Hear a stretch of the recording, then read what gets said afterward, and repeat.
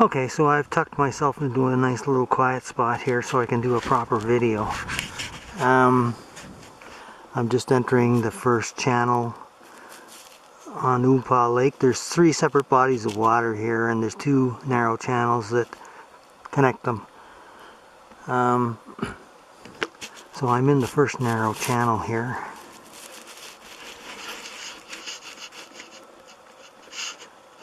The wind is definitely quieter in here than it is out in the open water.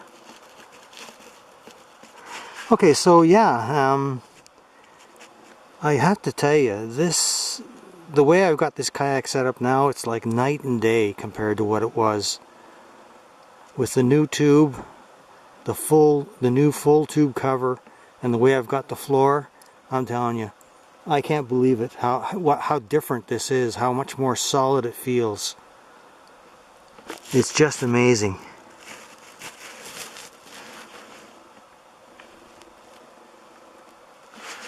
As I said, I don't have it pumped up quite as full as I like it. It's very close though, so I'm not going to complain about that.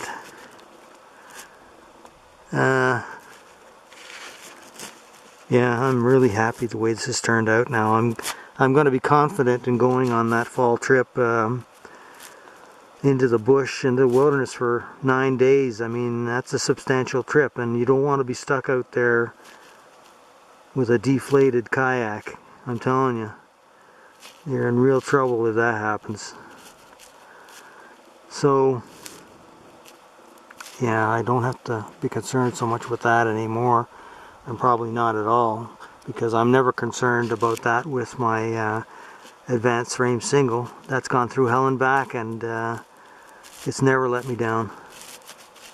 And I haven't treated it easy. I treat it, well, it's not that I want to treat it badly, it's just that the terrain is so difficult. It's impossible not to abuse it. So yeah, it took a lot of abuse, and it's still going strong. And those abrasion reinforcements I made to the bottom have really paid off. And I think, they've already really paid off in this kayak too, because I've had this, like I said, I've had this kayak out before numerous times, and I can see that there is wear on the abrasion pads I put on the bow and stern underneath the hull there. So they're doing their job.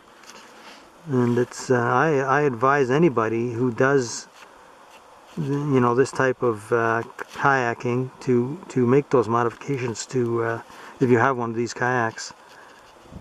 It's not that they're not good or tough kayaks, they're not designed well. I mean, they can't put everything on these kayaks because they're trying to keep the cost down too. So I'm not holding it against the company. I'm just saying that these improvements that I've made are worthwhile. And I've tested them, and I know they're worthwhile. And now I know that these improvements I've made, and with the new main tube and main tube cover and the foam floor the way I have it, they're definitely worthwhile. I would suggest to anybody to do this stuff if they don't have it already. So yeah, I'm going to paddle all the way through Oompa Lake and right through the both channels. And actually the last body of water here is not Oompa Lake, it's Hembruff Lake, Hembruff with a number. I can't remember the number, 53 or 54 or 24. So anyways, I'm going to paddle through the whole system. And I might do some fishing. It depends. Like you can see here, I've got a new container of worms right here in the middle of the kayak.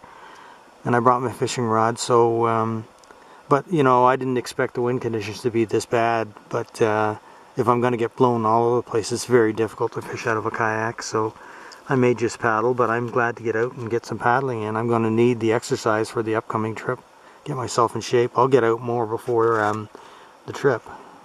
Anyways, this video is getting kind of long.